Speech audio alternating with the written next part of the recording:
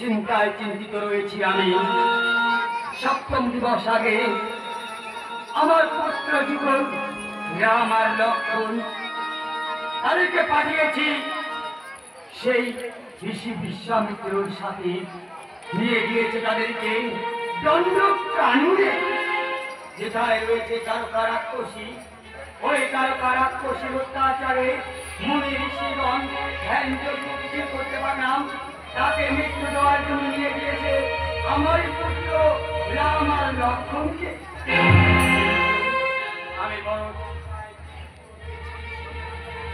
আজ দেখতে দেখতে এক এক করে সপ্তম দিবস অতিবাহিত হতে চলেছে, কিন্তু তবুও যে এখনো কোনো সংবাদ এলো না, না এলো আমার পুত্র যুগল, না এলো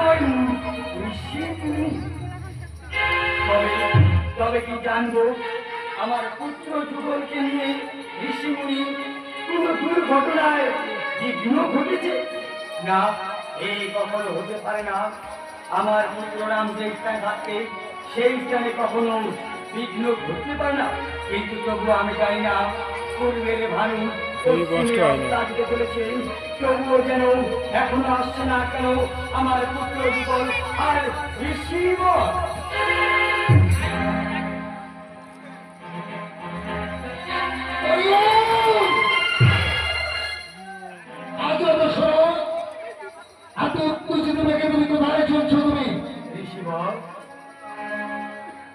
শুনুন ঋষিবর, সপ্তম দিবস হতে চলেছে, তাই তো আজকার দিন তাই আমি হয়তো ভেবেছিলাম কোনো বিঘ্ন ঘটেছে, তাই তো নিজের করে যেতে চাইছিলাম আমি আমার পুত্র যুগলকে রক্ষা করতে,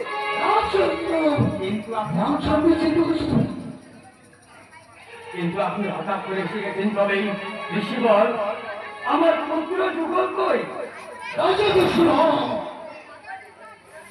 কি আর বলবো, দণ্ডকরণ এক পুষ্করকে নিধন করতে গিয়েছিলাম তোমার পুত্র রাম লক্ষণকে নিয়ে। শেষ পর্যন্ত রাক্ষস তারকার মৃত্যু তো দূরের কথা, ওই রাক্ষসী তারকা তোমার পুত্র রাম লক্ষণকে গ্রাস করে। না, এই কখনো হতে পারে না। আমার পুত্র রাম লক্ষণকে সেই রাক্ষসী গ্রাস করতে পারে না। আপনি আমায় কি শুনালেন ঋষিবর? আপনি আমায় কি শুনালেন? এই কথা শোনার আগে আমার শুনে গেলেন না কেন? রাম আমার ধ্যান, রাম আমার নয়নের মুড়ি, রাত্রি হলে আমি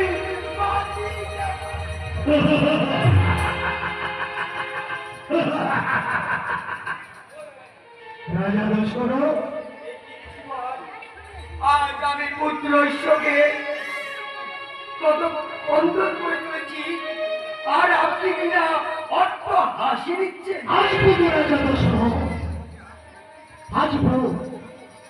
পুত্র রামচন্দ্রের মৃত্যুর সংবাদ শুনে তুমি হারাম হারাম করে তরিত্ব ধরে বলে না দশরথ, তুমি কি করে ভাবতে পারলে তোমার পুত্র রাম লক্ষণকে রাক্ষসী তারকা মৃত্যু দিয়েছে? ওই রাক্ষসী তারকা তাকে ভক্ষণ করনি, তোমার পুত্র রামচন্দ্র হিংস লাগাতে রাক্ষসী তারকাকে দিয়েছে মৃত্যু।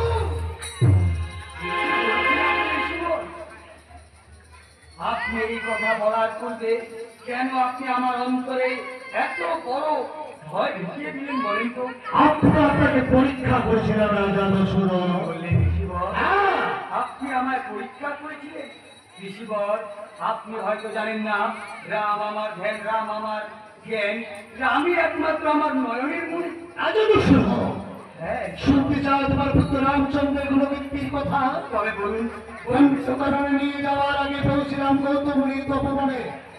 তোমার পুত্র রামচন্দ্রের যুগল পদ ধরিতে ওই গৌতমুনি সে পাথর, পাথর থেকে মানবী রূপান্তরিত হয়ে সে সমীর গৃহে ফিরে। কি বলছেন? কি বলছেন ঋষিবর?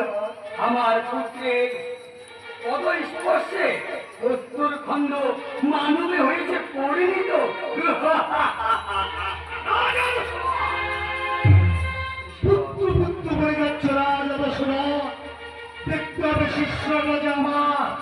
কাবেরী তলা ঋষি বিশ্বামিত্রের শিষ্য তোমার পুত্র রাম।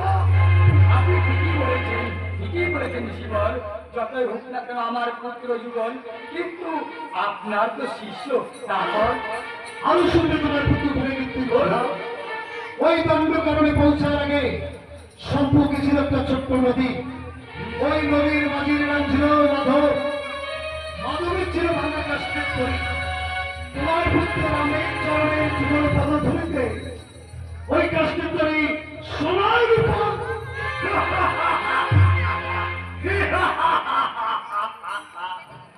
হবেই তো দেখতে তো হবে পুত্রটি কার। বা কি চমৎকারই না করেছে আমার পুত্র। সামান্য পুত্রের গুণকীর্তি কথা সে তুমি পুত্র পুত্র বলে যাচ্ছ, ঋষিবর, কিন্তু শিষ্যটা যে আমার কাবেরী তলা ঋষি বিশ্বামিত্রের শিষ্য। শিক্ষা দীক্ষায় আমি তাকে পারদর্শী করেছি। আরো শুনতে চাও রাজা দশরথ? বলুন। ওই ছোট্ট নদী পার হয়ে পৌঁছলাম দণ্ডকারণে। দণ্ডকারণে পৌঁছার আগে রাক্ষসী তারকার বিস্তার দেহতা তোমার পুত্র রামপুত্রের জন্য 300 রেখাতে রাক্ষসী তারকাকে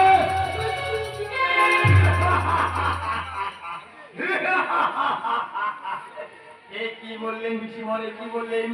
যত আপনি আমার পুত্রের কৃতিত্বের কথা শুনে যাচ্ছেন, তত যে আমার বুকখানা আনন্দে ভরে যাচ্ছে। আমার পুত্র এই দণ্ডকাননে প্রবেশ করে সেই তারকা রাক্ষসীকে 3 স্বরে বধ করেছে।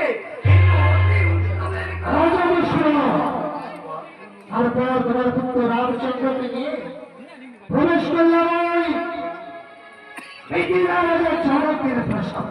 মিথিলার সাম্রাজ্যে মিথিলা রাজা জনক করেছে বিশাল প্রতিজ্ঞা। সেই ভ্রমণগুলি কিছু ভয় ধরে অর্ধরূপী গুণ যোজনা করে সেই অর্ধরূপী গুণ যোজনা করতে পারবে জগতের শ্রেষ্ঠ বীর রক্ষা পাবে। ওই অর্ধরূপ ভাবতে এসেছে পাতাল সম্রাট হরিরা। কিষ্কিন্দার থেকে ভালো রাজা কিষ্কিন্দার বাণী এবং শক্তি